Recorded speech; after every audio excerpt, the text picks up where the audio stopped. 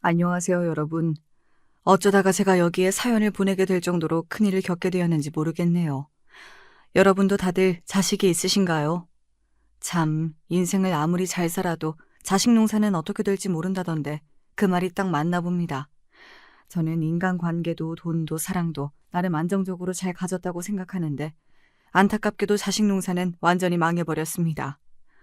여러분, 자식 농사 흉년이면 내년에 또 다시 시작하면 안 되냐는 그런 말은 꺼내지도 마세요. 정말 복구할 수 있는 수준이 아니라 아예 농사를 그만둬야 할 지경에 이르러 죽는 심정으로 포기한 것입니다. 여러분은 제가 겪은 일들을 알게 되시면 정말 깜짝 놀랄 것입니다. 저는 아들이 한 명 있는데 이 아들과 며느리 때문에 진심으로 죽을 뻔했거든요. 제가 그토록 힘들게 모아온 전 재산도 몽땅 날릴 뻔했습니다.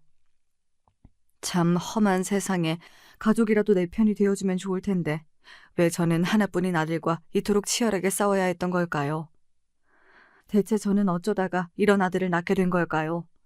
아들이 이 모양이면 며느리라도 인성이 좋은 아이였으면 좋았을 텐데 왜 제 아들과 똑 닮은 며느리를 얻게 된 것일까요? 어쩌면 이번 생에 저랑 아들은 만나지 말았어야 할 운명이 아닌가 하는 생각도 듭니다. 지금부터 완전히 파국을 맞이하게 된 아들 부부와 저 사이에 대체 어떤 일이 있었는지 말씀드릴게요. 먼저 저는 젊었을 때부터 정말 성실하게 일하며 재산을 차곡차곡 모았습니다. 어렸을 때부터 공부를 잘했지만 집이 가난해서 대학교는 가지 못했어요. 그게 한평생 한이었지만 어쩌겠어요. 제가 대학교를 가면 집에 돈을 벌어다 줄 사람이 없었거든요. 결국 현실에 순응한 채 빠르게 취직을 하게 되었습니다. 이후 직장에서 저와 비슷한 수준의 집안을 가진 한 여성을 만나 결혼했고 아이를 가지게 되었습니다. 돈이 많이 없었기에 자식을 여러 명 낳을 생각은 못했어요. 딱 한 명만 낳아서 잘 키우자 생각하며 아이를 가졌죠. 아내는 육아에 집중하기 위해 일을 그만두었고 결혼 1년 후부터 저 혼자 일을 하게 되었습니다. 사실 제 월급으로만 사는 게 빠듯했지만 그래도 맞벌이를 하면 돌봐줄 사람이 없기에 아이의 정수가 불안하진 않을까 걱정이 돼서 아내와 고민 끝에 내린 결정이었습니다. 저희 부부는 정말 하나뿐인 아들을 잘 키우고 싶었죠. 이렇게 아들을 너무 사랑하는 마음에 어렸을 때부터 아들에게 정말 큰 사랑을 주려고 노력했어요. 주말마다 좋은 곳도 많이 데려가고 아들과 교감도 많이 하면서 좋은 아빠가 되려고 노력했죠. 그러다 보니 제가 저를 위해 쓰는 돈과 시간은 거의 없었던 것 같아요. 이렇게 가족을 위해 모든 것을 희생하며 저는 정말 힘들게 살아왔습니다. 하지만 그 누구도 원망스럽지 않았어요. 가족끼리 굉장히 화목했거든요.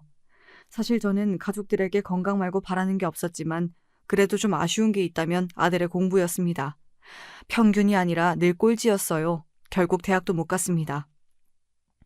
차라리 기술을 배워 빨리 취직하기를 바랬는데 20대 중반까지 취직은 하지 않고 가끔 용돈이 떨어지면 일용직 알바를 하더군요. 그래도 30 안에는 취직하겠지 생각을 하고 있었는데 어느 날 아들이 예상치 못한 상황을 만들었습니다. 취직 그 다음 단계를 먼저 해버리더군요. 바로 결혼할 며느리를 데려온 것입니다.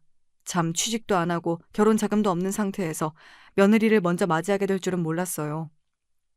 너무 당황스러웠지만 사실 뭐 인생에 순서가 있는 건 아니잖아요. 이왕 이렇게 된 거 결혼 먼저 하고 취직을 하자 하는 마음으로 아들과 며느리를 따뜻하게 맞아주었습니다. 그런데 처음 며느리를 보자마자 정말 소스라치게 놀라고 말았습니다. 세상에 아들이 데려온 여자가 온몸에 문신이 있는 것이었어요. 처음에 너무 어이가 없고 이해가 안 돼서 인사도 제대로 못했습니다. 그래도 아들을 생각해서 요즘 애들 문화는 내가 잘 모르니까 너무 겉모습만 보고 판단하지 말자 생각하며 더 살갑게 말을 건넸지요. 제 입장에서는 정말 고심 끝에 며느리에게 건넨 인사였습니다. 이후 며느리가 저에게 한 대답은 뭐랄까 좀 찝찝해서 아직도 기억이 나네요. 잘 왔어요. 우리 기정이랑 만나면서 힘든 일은 없죠? 얘가 아직 여자를 잘 몰라서 혹시 가끔 속상하게 하더라도 이해해 주세요. 아버님, 여자를 잘 모르는 건 상관없어요. 그것보다 사람은 돈이 많아야죠. 기정 씨 결혼하면 저랑 같이 사업하기로 했어요. 어차피 지금 직장도 없으니까요. 아버님이 저희 도와주실 거죠? 네? 기종이가 사업이요? 네, 저랑 같이 하려고요. 왜 놀라세요? 요즘 젊은 애들 거의 다 자기 사업 하나씩 가지고 있어요. 사업 자금은 보통 부모님들이 많이 도와주시고요. 저도 저희 엄마 아빠한테 도와달라 할 테니까 아버님도 돈 보태주세요. 그래야 저희가 처음부터 앞으로 나갈 수 있죠. 아시겠죠? 저는 저 며느리를 마주한 자리에서 예상치 못한 아들과 며느리의 미래 계획을 듣고 정말 깜짝 놀랐습니다. 숫기가 많지도 않고 큰 돈, 아니 가끔 가는 알바 말고는 일을 해본 적이 없는 아들이 갑자기 사업이라뇨. 제가 아는 제 아들은 정말 사업에 어울리지 않는 아이였습니다. 더군다나 며느리는 한 번도 일을 해본 적이 없다는데 그 둘이 모여서 사업이라니. 심지어 사업 자금을 자기들이 마련하는 것도 아니고 부모들이 사업 자금을 모두 대줘야 한다니. 여러분, 이게 말이 되는 소리인가요? 정말 사업을 할 마인드가 아예 갖춰져 있지 않더군요. 제 아들이지만 참 한심했고 세상 물정을 모르는데 돈은 많이 벌고 싶으니까 사업이라는 헛된 꿈을 꾸는 건 아닐까 싶어 정말 큰 걱정이 되었습니다. 그리고 이때는 제가 퇴직 전이어서 저도 직장 이외에는 돈을 벌려는 새로운 시도를 해보지 않은 상태였기 때문에 수중에 돈이 많이 없었어요. 한마디로 애들한테 한 푼도 줄 수 없는 상황이었죠. 그래도 처음 보는 자리에서 괜히 돈 얘기를 자세히 꺼내지 않는 게 나을 것 같아서 열심히 해보라고 말하고 빠르게 대화를 정리했습니다. 며느리가 다녀간 후 머리가 정말 멍하고 찝찝하더라고요. 심각한 일이 있었던 건 아니지만 아들과 며느리의 결혼에 대한 점이라도 봐야 하나 심각하게 고민했습니다. 참 3일 내내 정신이 없었는데 어쩌면 그 기분이 지금 제가 맞이한 파국의 기운을 미리 경험해서였을지도 모르겠네요. 저는 결국 오랜 고민 끝에 아들에게 이 결혼에 대해 다시 생각해보는 게 어떠냐고 물었습니다. 그러자 아들의 반응은 아주 단호하고 따끔했습니다. 아빠, 절 못 믿어요? 부모라면 제가 선택한 여자와 함께 꿈꾸고 있는 미래 모두 응원해줘야 하는 거 아니에요? 쓸데없는 걱정 마시고 저희의 미래 사업을 위해서 돈이나 좀 빌려주세요. 빌려줄 돈 없으면 아무 말도 하지 마세요. 그냥 가만히 계시라고요. 이렇게 돈 빌려주는 거 아니면 아무 소리도 하지 말라고 큰 소리를 치는 아들을 보며 결국 부모 이기는 자식 없다고 불안한 마음이 있었지만 아들의 결혼을 허락해 주었습니다. 그런데 아들이 며느리와 만나고 난 후부터 좀 많이 달라지기 시작했어요. 예전에 음식 얘기, 놀러갈 궁리만 하던 아들이 계속해서 사업 이야기, 돈 이야기만 저에게 꺼내더군요. 처음에는 세상살이에 관심이 생기는 좋은 변화가 아닐까 했는데 점점 갈수록 그렇지 않았어요. 한 번은 아들에게 정말 충격적인 말을 들은 적이 있는데 대놓고 저를 무시하고 원망하더군요. 아빠는 왜 평범한 직장을 가지셨어요? 돈이 있어야 제가 하고 싶은 것도 할 텐데 아빠한테는 돈 빌려달라고도 못하겠잖아요. 뭘 가진 게 있어야지. 요즘은 내가 성공하는 것보다 부모 잘 만나는 게 더 낫다는데 난 이미 글렀어. 아유, 그러게 젊었을 때 좀 열심히 사셨어야죠. 이렇게 제 가슴을 후벼 파는 말들을 참 많이 하더군요. 말투도 굉장히 날카로워졌습니다. 아들의 이런 말에 너무 충격을 받아서 저는 화도 못 내고 혼도 못 냈어요. 너무 화목하던 부자 관계가 이렇게 파국을 맞이할 줄 알았다면 저때 제대로 혼이라도 낼 걸 참 후회가 되네요. 사실 아들 말대로 저는 부자가 아니었지만 평범한 직장을 다녔고 남부럽지 않게 아들에게 많은 사랑을 주었다고 늘 생각하고 있었어요.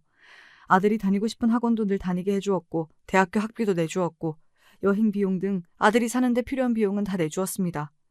여러분, 이 정도면 제가 부모로서 해야 될 기본적인 것들은 다 해준 거 아닌가요? 그런데도 저를 이렇게 원망한다면 아들은 대체 뭘 더 바라는 걸까요? 재벌 2세로 태어나길 바랬던 건지 참 지금 생각해도 철이 없네요. 아들한테 부모로서 제대로 인정받지 못하는 것도 서러운데 아들은 또 더 충격적인 이야기를 꺼냈습니다. 저에게 자신도 며느리처럼 문신을 온몸에 하겠다고 난리를 쳤습니다. 제가 그럴 거면 집을 나가라고 하자 정말로 짐을 싸더군요. 차라리 10대 때 이러면 모를까. 곧 있으면 결혼하고 아이도 생길 텐데 온몸에 문신이라뇨. 여러분, 아무리 세대가 바뀌었다고 해도 여러분 자식이 20대 중반에 온몸에 문신을 한다고 하면 안 말릴 수 있나요? 참, 20대 중반의 아들이 사춘기 때의 아들보다 훨씬 버겁게 느껴지는 날들의 연속이었답니다. 그렇게 아들과는 냉랭한 사이를 유지하고 있었고 다행인지 불행인지 아들은 며느리랑은 뜨거운 사랑을 계속 유지하고 있는 듯 했어요. 결국 결혼식을 1년 후에 하기로 했죠. 언젠가부터는 아들의 결혼식이 기다려졌어요. 차라리 아들이 며느리랑 살면서 제 눈앞에 안 보이는 게 부자 관계에도 더 낫겠다는 생각이 들었거든요. 그렇게 아들의 결혼식만 기다리고 있는데 아주 예상치 못한 일이 일어났습니다. 어느 날 아들이 아주 급하게 전화가 오더군요. 아빠, 결혼식 3개월 안으로 바로 해야 할 것 같아요. 큰일이네. 식장 다 취소하고 또 다시 알아봐야 되겠는데요. 그리고 지금 집도 구해야 돼요. 저랑 예진이가 당장 살 집이요. 갑자기 그게 무슨 말이야? 결혼식은 1년 후에 진행하기로 했고 그 이후에 너희 같이 사는 거잖아. 근데 3개월 후에 무슨 결혼식을 해? 아빠, 예진이가 글쎄 임신을 했대요. 4개월 안으로 애가 나온다는데요? 그러니까 결혼식도 3개월 안으로 바로 해야 되고 집은 구해지는 대로 빨리 같이 살려고요. 아, 맞다. 저희 아직 돈이 부족한데 아빠 돈 좀 빌려주시면 안 돼요? 네, 그렇습니다. 여러분이 예상하신 대로 아이들은 속도 위반을 한 것이었어요. 심지어 아이를 가진 지 6개월 동안 전혀 몰랐던 것입니다. 안 그래도 직장도 없이 결혼 준비가 안 된 애들인데 아이까지 찾아오다니. 어쩌면 너무 축하받아야 할 하늘이 내린 선물이었지만 또 한편으로는 왜 하필 지금 타이밍일까? 정말 아들 부부가 어찌 되려고 그러나 끝없이 걱정이 생기더군요. 정말 아들내가 아이가 생겼다고 하니 저도 더 책임감이 생겼습니다. 나까지 정신 차리지 않으면 아무것도 모르는 이 어린아이까지 고생하겠구나 싶었거든요. 결국 저는 무리하게 대출을 받아 겨우 아들 부부의 집과 결혼식 비용을 마련해 주었고 그렇게 1년 후에 진행하기로 한 결혼식이 3개월 후에 속전속결로 진행되었습니다. 이후 아들 부부는 정신없이 결혼식을 치르고 아이도 잘 낳고 취직은 안 했지만 알바 그리고 제가 준 용돈 플러스 정부 지원금을 통해서 제가 마련해준 집에서 나름 잘 살고 있는 듯 했어요. 하지만 또 다른 정말 큰 문제가 생겨버렸습니다. 바로 제 건강이 정말 말도 안 되게 나빠졌다는 것이었죠. 사실 아이들에게 이야기는 안 했지만 애들 집이랑 결혼으로 생긴 대출금이 있었거든요. 저는 이걸 빠르게 갚기 위해 아무도 몰래 투잡을 뛰고 있었습니다. 회사를 마치고 그리고 주말마다 힘들게 대리운전을 했죠. 바쁘니까 당연히 밥도 제대로 못 먹었고 잠도 제대로 못 잤어요. 그러다 보니 온몸에 무리가 왔는지 쓰러지는 날들이 꽤 많이 생기더군요. 그리고 예전부터 알았던 골다공증도 더 악화되기 시작했죠. 참 그때 생각하면 악순환의 반복이었던 것 같아요. 더 많은 일을 하고 더 많이 아프고 많은 병원비가 나가는 힘겨운 악순환. 결국 저는 이러다가 정말 쓰러지겠다는 생각이 들어 대리운전을 그만두게 되었고 제가 정말 끝까지 보류하고 싶었던 마지막 방법을 사용하고 말았습니다. 사실 저에겐 정말 소위 말하는 고향 친구, 불알 친구 같은 아주 오래되어 각별한 친구가 한 명 있었어요. 그 친구는 어렸을 때부터 부모님이 부자여서 형편이 여유로웠기 때문에 제가 친구한테 제 건강 사정을 말하고 돈을 빌리게 되었습니다. 너무 고맙고 미안한 마음에 제가 건강 회복한 후에 빠르게 돈을 벌어서 갚겠다고 했는데 그때 친구가 저에게 정말 현실적인 조언을 해주더군요. 뼈를 맞은 것 같았습니다. 돈은 천천히 갚아도 되고 힘들면 안 갚아도 돼. 우리가 뭐 한 해 두 해 친구냐. 근데 돈이 많이 필요하면 무작정 일을 더 늘리지 말고 공부를 해서 투자를 좀 해보는 거 어때? 어차피 이번 연도 이후에 너 퇴직하면 따로 할 것도 없잖아. 부동산 자격증을 따서 공인중개사를 하면서 땅, 집 보는 눈 좀 키우고 땅값 오를 만한 곳에 투자를 해봐. 너도 알다시피 우리 부모님이 평범한 직장인이었다가 이렇게 건물주 될 수 있었던 이유가 결국 주식이랑 부동산 투자였잖아. 친구의 이 한마디가 제 삶을 통두리째 바꿨습니다. 저는 일을 늘리는 것이 아니라 투자를 해야겠다는 큰 결심을 했고 정말 열심히 공부를 해서 퇴직 후 부동산 투자로 크게 돈을 벌게 되었습니다. 제가 직장인일 때는 만지지 못했던 큰 돈들을 손에 넣게 되었죠.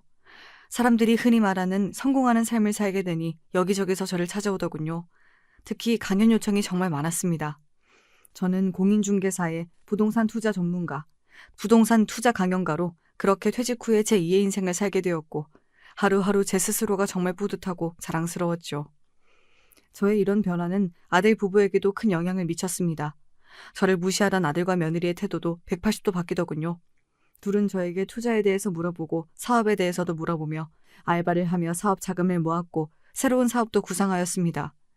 그렇게 일용직을 하며 겨우 살아가던 아들은 며느리와 함께 어린이집 사업을 시작하게 되었습니다. 물론 아들이 걱정 안 되는 건 아니었지만 그래도 둘이 함께 뭔가를 해보려고 노력하는 모습은 보기 좋아서 저도 손 닿는 데까지 도와줘야겠다고 생각했죠. 그래서 달마다 아들 부부에게 일부러 용돈도 많이 보내주었어요. 한번 나빠진 제 건강 빼고는 나름 모든 게 괜찮은 날들이었습니다. 참, 세상에 이런 날만 있으면 좋을 텐데 또다시 제가 정말 시겁할 소름 돋는 일이 생겼습니다. 어느 날 은행에서 계좌를 확인해 보니 제가 모르는 새에 큰 금액이 빠져나갔더군요. 이게 대체 어떻게 된 것일까 경찰에 신고를 하려고 하는데 문득 예전에 아들이 했던 말이 떠올라서 손을 부르르 떨었습니다. 아버지는 돈 몇천 원 없어져도 큰 타격 없으시죠? 저희는 진짜 지금 시작한 어린이집 사업 때문에 10만 원, 아니 10,000원짜리도 아끼고 있는데 아버지는 참 좋으시겠어요. 그러니까 몇천 원 혹시 없어져도 괜히 스트레스 받지 마시고 그냥 액땜했다 하고 넘어가세요. 아시겠죠? 아들이 이 말을 꺼냈을 때는 사실 무슨 이야기를 하는 건지 정확히 모르겠고 그냥 제가 성공해서 부럽기도 하고 저를 띄워주려고 이런 말을 하는 건가 생각했었어요. 또 오랜만에 맛있는 것도 사들고 왔길래 아들이 이제 아들을 키우다 보니 철이 들었나 했었는데 다시 떠올려 보니 저때 아들네가 저 몰래 제 이름으로 대출을 받아서 그 돈을 모두 가져간 것 같더군요. 그 후로 양심에 찔려서 뭐라도 사온 것 같네요. 참, 제가 낳은 자식이지만 아들이 원망스러웠습니다. 여러분이 혹시 아들네가 한 짓이 아닐 수도 있냐고 물으실 수도 있어서 정말 쪽팔리지만 있었던 일을 더 자세히 말씀드릴게요. 사실 그동안 아들이 돈을 빌려달라고 전화가 여러 번 왔었고 제 통장을 들고 가서 비밀번호도 물어보고 돈도 가끔 빼갔었습니다. 그래서 지금까지 제 통장 비밀번호를 아는 사람도 아들밖에 없었어요. 저때 돈 빌린 후에 또 빌려달라 해서 제가 화를 냈더니 그때 삐져서 전화를 끊어버렸었는데 갑자기 얼마 후에 돈을 구했다는 거예요. 저는 그때 갑자기 생긴 돈이 저한테서 빠져나간 저 돈이 아닐까 생각합니다. 왜 몰랐냐고 하실 수도 있는데 저도 돈이 빠져나가면 알림이 오는 걸 분명 신청해 놨거든요. 근데 아들이 안 들키려고 전부 없애버린 것 같네요. 에휴. 이렇게 저는 상황만 봐도 그렇고 직감으로도 100% 아들의 짓이 맞다는 걸 저는 느낄 수 있어요. 참 씁쓸하죠? 저에게 혼이 나더라도 제 허락을 받고 돈을 빌렸어야지. 왜 저 몰래 이런 짓을 했을까요? 몇천이 누구 집 강아지 이름도 아니고 제가 아무리 자산이 많아도 얼마나 아깝고 뼈아픈 돈인데 저는 이 일을 어떻게 아들과 얘기할까 하다가 그래도 아들이 좀 더 형편이 괜찮아지면 사과하면서 갚지 않을까 기대를 하고 있었기에 아무 말 없이 넘어갔습니다. 지금 생각하면 이때 제가 호구였죠. 이때쯤 아들 문제로 스트레스를 너무 받기도 했고 원래도 건강이 계속 안 좋았어서 보험을 하나 더 들어야 하나 고민하고 있었습니다. 그러다가 너무 몸이 힘들어 병원에 갔는데 정말 생각지도 못한 충격적인 이야기를 들었습니다. 제가 병원비 수납을 하려고 하자 간호사가 병원비가 생각보다 많이 나와서 혹시 보험 처리할 거냐고 묻더군요. 딱 맞는 보험을 아직 들어놓지 않았던 걸로 기억은 하는데 혹시 몰라서 카톡을 좀 더 찾아봤거든요. 그랬더니 제가 몰랐던 보험이 하나 있었습니다. 며칠 전 온 알림이었어요. 사실 며칠간 강의 준비 때문에 너무 바빠서 이 톡을 광고 아니면 옛날에 들어놓은 보험 알림인 건 줄 알고 넘겼었는데 지금 보니까 완전히 새로운 것이었어요. 진짜 혹시나 해서 이 보험으로 처리할 거라고 했는데 간호사도 된다고 하더군요. 저를 챙겨준 꼴이 됐지만 이용당한 것 같기도 해서 기분이 묘했습니다. 제가 아무리 생각해도 이 보험을 든 기억이 없었기에 병원을 나오자마자 보험사에 전화해서 물어봤어요. 그리고 정말 충격적인 사실을 알게 됐습니다. 보험에 가입한 사람은 아들이었어요. 저인 척 연기를 해서 보험사 직원들을 속이고 제 동의 없이 저 몰래 보험을 가입한 것이었습니다. 이후 집에 도착해서 겨우 화가 난 마음을 가라앉히고 보험 관련 카톡들을 다시 봤는데 제 명의로 여러 가지 보험이 가입되어 있더군요. 정말 소름이 돋았던 게 사실 얼마 전에 아들이 제 집에서 제 폰을 들고 간 적이 있었어요. 특별한 이유는 없고 자기 폰인 줄 알고 모르고 들고 갔다고 했어요. 그때 아들이 어린이집 일로 출장을 가야 돼서 다시 집에 못 간다고 며칠 후에 준다길래 별 의심 없이 알겠다고 했었는데 지금 생각해보니 제 폰을 보험 가입하면서 인증할 때 사용하려고 그랬던 것 같아요. 여러분, 아들이 제 동의 없이 여러 가지 보험에 가입한 건 요즘 제가 몸이 안 좋아서 병원을 자주 갔더니 제 건강이 걱정돼서였을까요? 아니면 제가 몸이 안 좋아서 얼마 못 살 것 같으니 보험금을 타먹기 위해서였을까요? 아들에게 당장 전화해서 물어보고 싶었지만 솔직히 겁이 나서 못 물어봤습니다. 이후 저는 모든 보험을 취소했습니다. 그러자 아들에게 바로 전화가 오더군요. 아빠, 혹시 뭐 무슨 일 있으셨어요? 갑자기 뭐 새로운 걸 알게 된 건 없으시고요? 네가 나 몰래 들어놓은 보험 말하는 거냐? 필요 없어서 다 취소했다. 너 이게 뭐 하는 짓이니? 나 몰래 뒤에서 뭔 짓을 하고 다니는 거야? 내가 죽으면 돈 타먹으려고 이런 짓 했냐? 아이씨, 카톡 알림 취소하는 걸 깜빡해서 망했네. 아니, 아빠, 그게 아니라 어쨌든 아빠 아프면 돈 많이 드니까 그 돈을 제가 낼 순 없잖아요. 그렇다고 아버지 재산에서 까먹으면 저는 나중에 남는 것도 없고 사실 사람이 가는 날은 한 해만 아는 거니까 혹시라도 아버지가 일찍 돌아가시면 돈이라도 저희가 받는 게 낫잖아요. 그래서 돈 주실 거예요, 말 거예요? 저는 아들의 이 말에 충격을 받아서 그대로 전화를 종료하고 아들 부부를 위해서 늘 주던 용돈도 끊어버렸고 아들의 만류에도 아들이 몰래 든 보험을 전부 취소했습니다. 아무리 가족이라도 저에게 사과도 안 할 줄은 몰랐네요. 며칠이 지나자 아들이 잘못했다고 말하더군요. 솔직히 단 하나의 진심도 느껴지지 않아서 저는 결국 아들에게 태어나서 거의 처음으로 크게 화를 내고 말았습니다. 내가 그동안 널 오냐오냐 키웠어. 내가 너희 부부한테는 내가 돈줄로 보이니? 돈을 계속 받아갈 거였으면 최소한 부모 자식, 아니 가족 간의 신뢰는 깨뜨리지 말았어야지. 어떻게 나 몰래 내 보험을 만들어 들어? 너 다시는 나 찾아오지 말고 돈 얘기 꺼내지도 마. 이런 반응을 처음 경험해봐서 그런지 아들이 정말 깜짝 놀라더군요. 말을 더듬으며 알았다고 하고 아들은 전화를 끊어버렸습니다. 이후 한 달 후에 정말 용돈을 보내지 않았는데 갑자기 예상치 못한 사람이 몇 통이나 전화가 오더군요. 바로 며느리였습니다. 참 명절에도 전화 한 통 없더니 갑자기 저에게 전화 와서 하는 말은 정말 가관이었습니다. 아버님, 진짜 저희 용돈 끊으신 거예요? 와, 아버님, 이제 하나뿐인 손자 안 보고 싶으세요? 손자 보고 싶으면 당장 용돈 보내주세요. 저희가 살아야 애기도 살죠. 뭐? 너 내가 늘 돈 보내주고 뭔 짓을 다 하든 넘어가니까 내가 호구로 보이니? 나는 더 이상 너희에게 돈 못 줘. 용돈 받고 싶으면 가족 돌이나 제대로 하던가. 나한테 전화도 안 하고 찾아오지도 않고 돈만 받아가고 거짓말이나 치면서 날 속이는 애들한테는 이제 한 푼도 못 준다. 사실 며느리의 협박 같은 막말에 너무 화가 나서 저도 태어나서 처음으로 며느리에게 화를 냈습니다. 며느리에게 저 말을 하면서도 마음이 너무 아팠지만 이렇게 안 하면 계속해서 제 돈으로 저 몰래 아들과 며느리가 사고를 칠 것 같아서 따끔하게 말했습니다. 며느리는 사과를 하지 않았고 오히려 화를 내며 전화를 끊었어요. 그러면 제가 더 예전처럼 꼬리를 내리고 돈을 보내줄 줄 알았나 본데 저도 뒤에서 몰래 든 보험이 너무 괘씸해서 이번엔 그냥 넘어가지 않았습니다. 이후에도 제가 몇 달 동안 용돈을 보내지 않고 통장 비밀번호를 다 바꿔버리자 아들 부부가 심각성을 깨달았는지 안 하던 행동을 하기 시작하더군요. 생각해보면 보통 부모들이 자식들에게 받는 대우였죠. 과연 둘이 어떻게 달라졌을까요? 먼저 평소 제 건강을 단 한 번도 신경 쓰지 않던 아들 부부가 갑자기 제 건강을 심각하게 염려하기 시작했습니다. 아버님, 이번에 병원 검사 결과는 괜찮으신가요? 혹시 모르니 저희가 직접 병원에 모셔다 드릴게요. 그리고 혹시 결과 안 좋으셔도 저희가 옆에 같이 있어 드릴 테니까 절대 걱정하지 마시고요. 처음에는 며느리의 이런 태도가 적응이 안 되었습니다. 저를 병원에 데리고 간 것도 처음이고 제가 늘 몸이 안 좋은 걸 알면서도 건강에 대해서 단 한 번도 물어본 적이 없었거든요. 이후 이번에 제 건강 검진 결과가 안 좋게 나오자 며느리가 저를 위로하는 걸 넘어서 저한테 꼭 필요한 물건을 사들고 왔습니다. 비싼 건강식품이었어요. 그리고 이걸 주면서 둘은 제가 한 번도 생각해보지 않은 말들을 꺼냈습니다. 아버님, 이거 드시면 건강에 좋대요. 곧 팔순이신데. 팔순잔치도 이렇게 건강하게 맞이하셔야죠, 아버님. 이번 잔치는 저희가 다 알아서 준비할게요. 아버님은 편하게 계시기만 하세요. 아빠, 그동안 제가 속 많이 썩였잖아요. 그러니까 이번 팔순잔치 비용은 저희가 다 알아서 할 테니까 걱정 마세요. 손님도 저희가 다 알아서 부를 거고요. 그냥 건강만 챙기세요. 저는 이때 정말 아들 부부의 말이 진심이라고 느꼈습니다. 팔순잔치는 엄두가 안 나서 단 한 번도 생각하지 못했는데 잔치 계획이랑 재정 문제까지 아들 부부가 적극적으로 먼저 말을 꺼내며 나서주어서 너무 고마웠죠. 이후에도 자주 저희 집에 방문해 제 건강을 챙겨주었습니다. 결국 저는 아들 부부를 위해 옛날보다 더 많은 용돈을 보내주게 되었죠.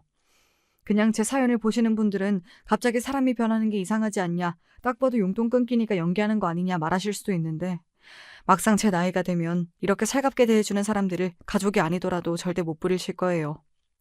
사실 평소에 많이 외롭거든요. 오늘 하루가 미래를 계획하기보다 과거를 회상하는 데 더 집중되어 있고 남은 사람만큼 떠난 사람이 많을 나이니까요. 그리고 제가 아들 결혼 전에 아내와 사별을 했어요. 그래서 누군가가 저를 이렇게 따뜻하게 챙겨주는 게 정말 오랜만이었죠. 물론 아들과 며느리가 늘 제 속을 썩였지만 조금만 저에게 따뜻하게 해주니 마음이 열려버리더라고요. 그리고 늘 속으로는 며느리와 아들과 정말 더 가까워졌으면 좋겠다 마음을 가지고 있었습니다. 그리고 팔순잔치 전까지 약 몇 개월이 정말 제 인생에서 행복했던 기억이었어요.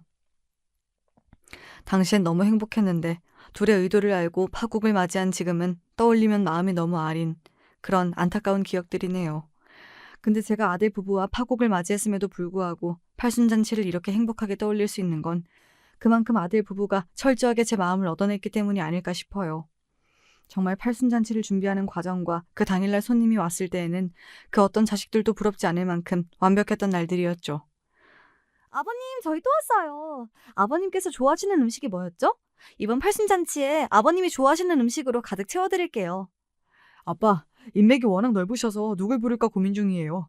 이번 잔치는 가족분들만 아니라 아빠를 존경하는 지인분들까지 모셔서 정말 뜻깊게 준비하려고 해요. 아버님, 오신 분들께 감사 인사 한 말씀 해주시겠어요? 사실 팔순잔치 처음에 사람들한테 보여줄 수 있도록 아버님 젊을 때 사진이랑 저랑 기정 씨 사진을 모아서 기념 영상을 제작했거든요. 처음을 아버님 인사로 만들어 보려고요. 그리고 팔순 선물로 저희가 준비했는데 건강이 안 좋으신 것 같아서 미리 드릴게요. 마사지 기구예요. 평소에 아픈 곳들 마사지 해주면 좀 더 나으실 거예요. 여러분, 아들과 며느리의 정성이 대단하지 않나요?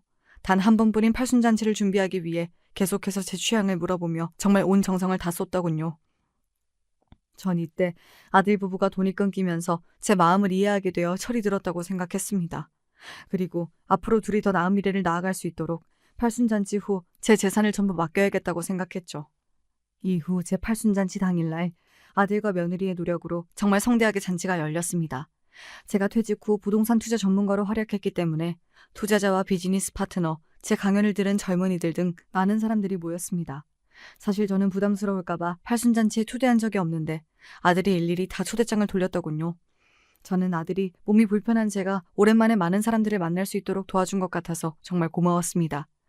아들 부부와 며느리에게 고마운 건 이뿐만이 아니었어요. 팔순잔치 당일 친척들과 지인들 앞에서 제 칭찬을 하며 저를 정말 극진히 모시더군요. 그 덕분에 많은 사람들이 저에게 며느리랑 아들을 잘 뒀다고 칭찬을 해주었습니다. 선생님, 저도 선생님처럼 살아야겠어요.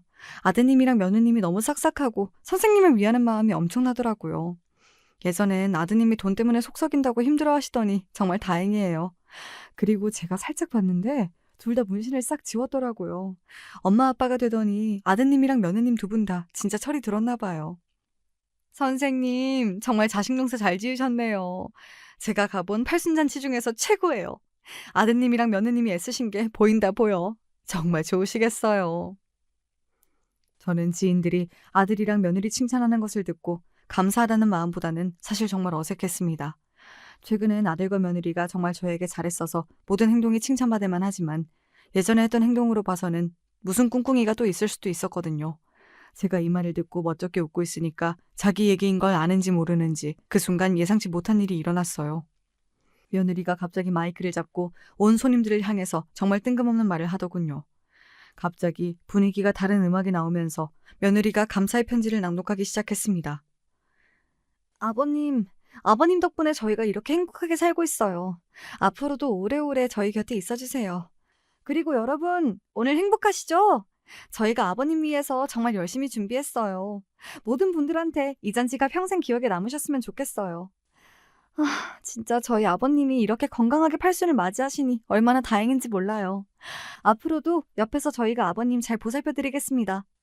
아버님, 그동안 저희가 잘못했던 행동들 다 완회하고 이제 행복만 드릴게요. 여러분도 와주셔서 감사합니다.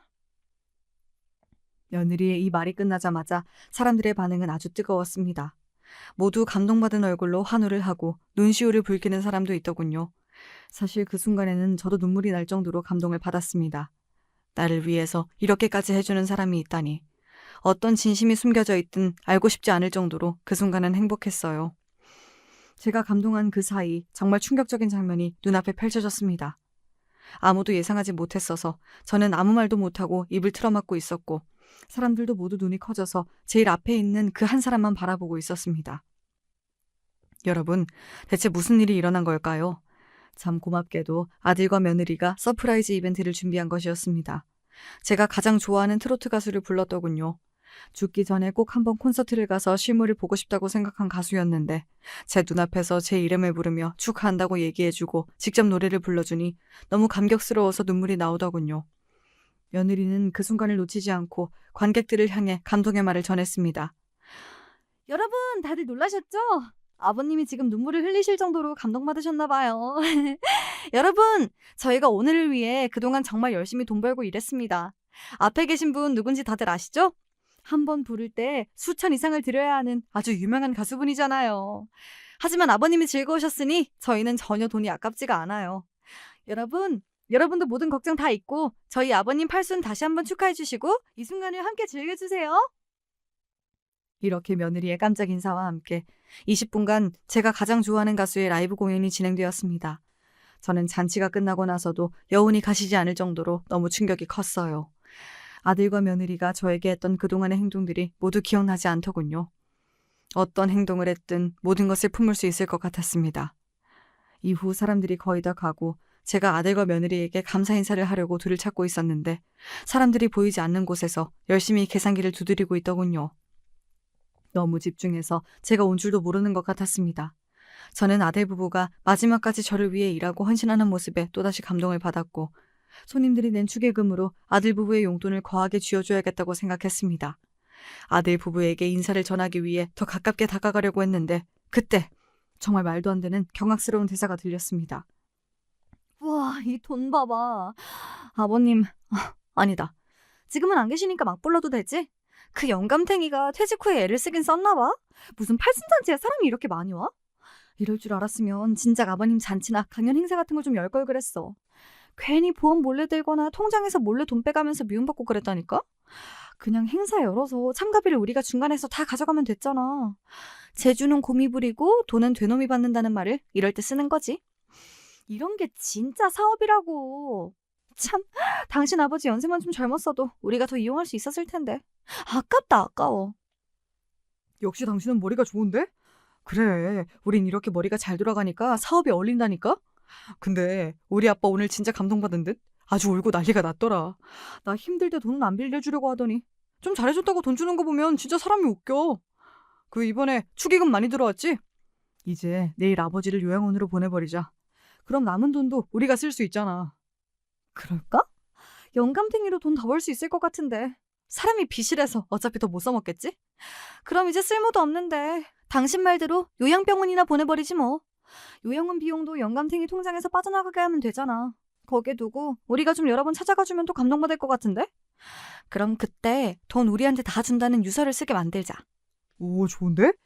요양원에 계실 때 좀만 잘해주면 통장 비밀번호도 다 넘길 듯.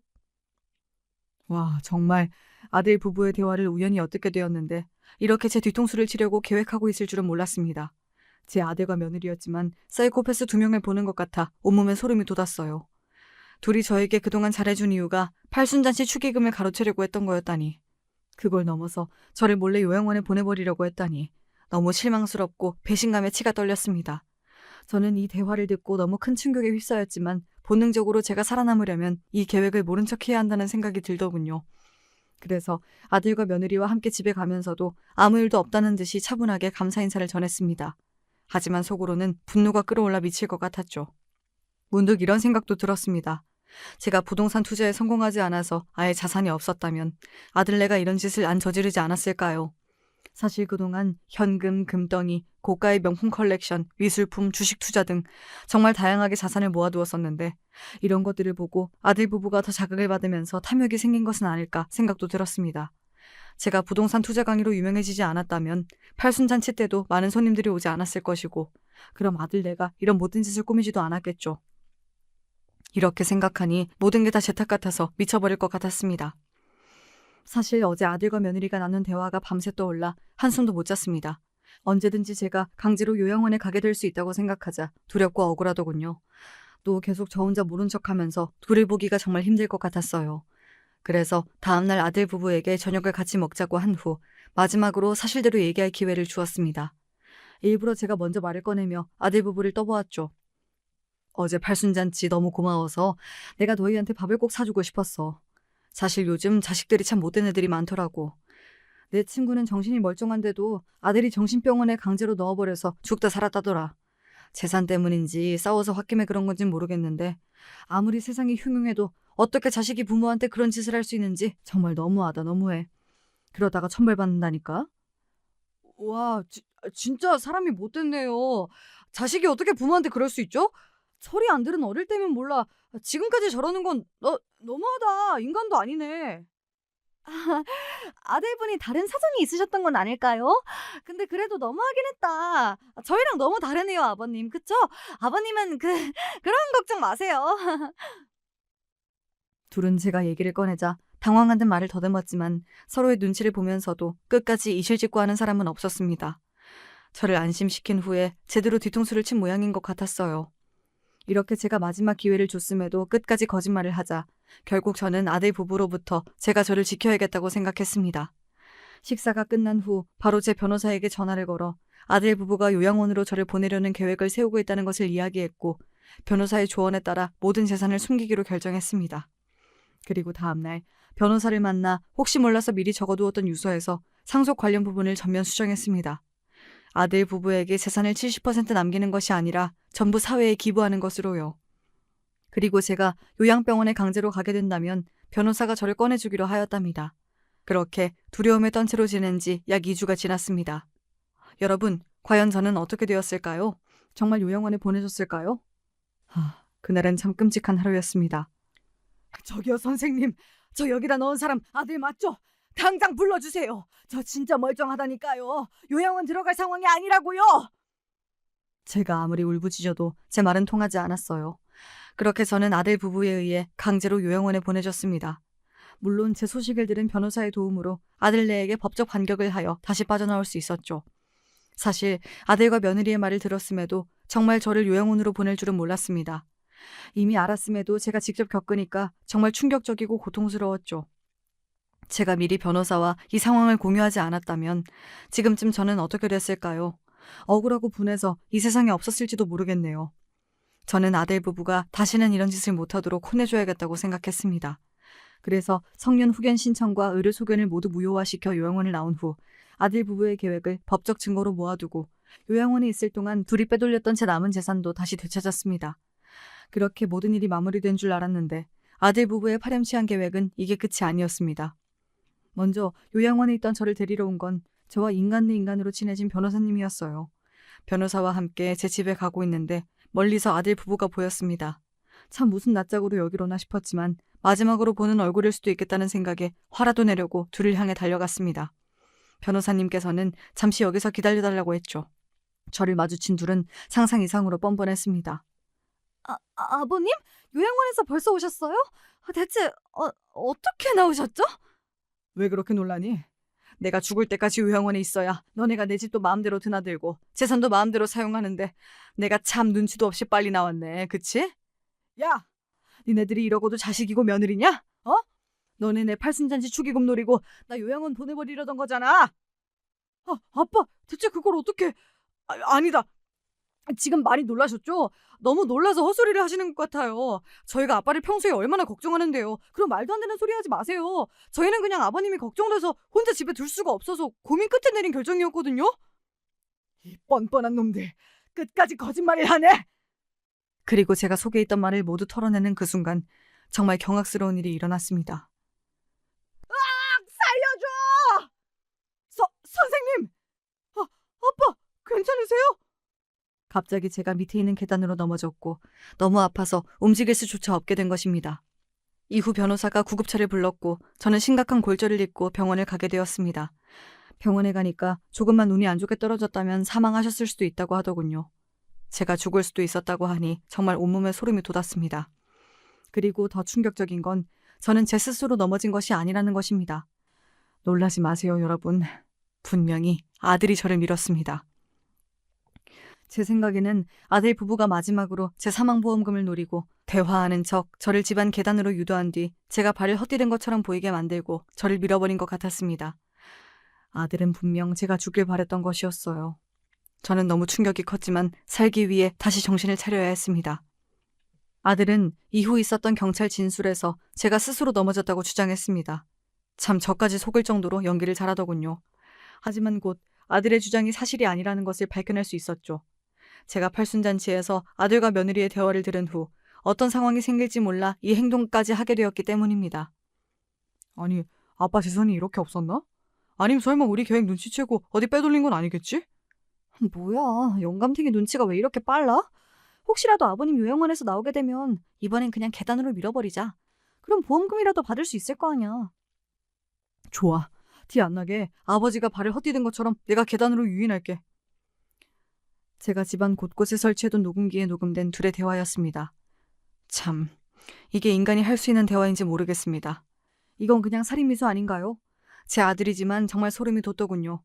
저는 이 대화를 듣고 둘 다 마땅한 벌을 받지 않고 사회에 그냥 방생시켜서 안 된다고 생각했습니다. 여러분, 저한테 이런 짓을 했다는 건 다른 사람들한테도 이런 행동을 할 수 있는 거 아닌가요? 이런 생각을 하니까 갑자기 아들 부부가 운영하는 어린이집에 있던 아이들이 걱정되더군요. 저는 설마 하는 마음으로 어린이집 CCTV를 확인해 보았습니다. 그리고 정말 충격적인 장면을 목격했습니다. 선생님 아파요. 바닥으로 던지지 말아주세요. 아파요. 어린아이가 두려움에 떨면서 아프다고 말하고 있는데도 둘은 아랑곳하지 않고 아이들에게 폭력을 행사하고 있었습니다. 마치 아이들을 스트레스 풀이용으로 이용하는 것 같았습니다. 저는 결국 아동보호기관에 아들 부부의 어린이집을 신고했고 이후 기관의 철저한 조사가 시작되자 어린이집의 평판이 크게 떨어지면서 소문이 나기 시작했습니다. 결국 부모들이 아들 부부한테 찾아와 화를 내며 한바탕 난리가 나게 되었죠. 미쳤네, 미쳤어. 애들이 뭔 죄가 있다고 화풀이를 해? 어? 너희 다시는 어린이집 할 생각 하지도 마. 내가 언젠간 우리 아들한테 너희가 했던 짓 그대로 갚아줄 거야. 알겠냐? 아이씨, 아빠 때문에 다 망쳤네. CCTV는 갑자기 왜 봐가지고 짜증나 죽겠네. 멀리서 지켜봤는데 아들 부부는 화가 난 부모들한테 사과도 없이 제 탓을 하고 있더군요. 이후 아들 부부는 저한테 전화가 왔습니다. 받자마자 소리를 지르더군요. 자식 인생 망치니까 좋으세요? 다쳤으면 병원에서 가만히 있을 것이지. 어린이집 CCTV는 왜 가져가냐고요? 당신 때문에 어린이집 다 망했잖아. 아버님! 진짜 어이가 없네. 집 안에 녹음기는 왜 설치하셨어요? 저희가 뭐 아버님 죽이기라도 할까봐요? 계단은 아버님 혼자 넘어진 거잖아요. 법정에서도 저희가 민 거 아니라고 분명히 얘기하세요. 그 녹음본도 아버님이 꾸민 짓이라고 얘기하라고요! 마지막으로 사과를 기대했지만 결국 저는 원하는 답을 듣지 못했고 더 이상 아들 부부와 말을 하는 게 의미 없다는 생각이 들어 전화를 끊어버렸습니다. 이후 저는 법정에서 아들 부부가 제 재산을 탐낸 증거들을 모아 제출하였고 팔순잔치 때 아들 부부 대화의 녹음본과 계단에서 저를 밀치기 전 둘의 대화 녹음본도 함께 제출했습니다. 결국 아들 부부는 징역을 살게 되었고 저와의 관계도 당연히 끝이 났습니다. 그뿐만 아니라 아들 부부의 만행을 많은 사람들이 알게 됐습니다. 요양원에서 울부짖는 저를 보고 누가 SNS에 제 영상을 올렸고 이후 어떻게 알았는지 사람들이 저와 아들 부부 사이에 있었던 이야기를 댓글로 퍼뜨린 것입니다. 다행히 저를 위로하고 걱정해주는 댓글들이 대부분이었고 아들 부부를 거의 다 욕해 주었습니다. 그리고 아들 부부의 어린이집은 맘카페에 소문이 퍼져 문을 닫게 되었고 화가 난 부모들이 단체 소송을 진행하였습니다. 결국 아들네는 전 재산을 합의금으로 탕진하게 되었죠. 최악의 끝이었습니다. 아들 부부로부터 제 안전과 재산 문제를 모두 지킬 수 있게 되자 저는 몇 개월 만에 드디어 안심하고 잘 수 있게 되었습니다. 사실 아무리 그래도 아들인데 이렇게까지 할 수 있냐고 말하시는 분들도 있을 거라고 생각해요. 하지만 여러분이 직접 겪어보시면 절대 그렇게 말 못하실 겁니다. 아들은 이미 제가 알던 예전의 아들이 아니었고 저를 죽이려고까지 했어요. 지금 생각해도 소름이 돋네요. 그래도 부모 자식이라는 천륜의 관계 때문에 아들이 죄를 뉘우친다면 차마 외면하진 못하겠지만 지금은 아들과 며느리를 전부 만나고 싶지 않습니다. 여러분, 지금까지 제 이야기 들어주셔서 감사합니다. 들으시면서 온몸에 소름이 돋으셨겠지만 그래도 밤잠은 설치지 마시고 잘 주무시길 바라겠습니다.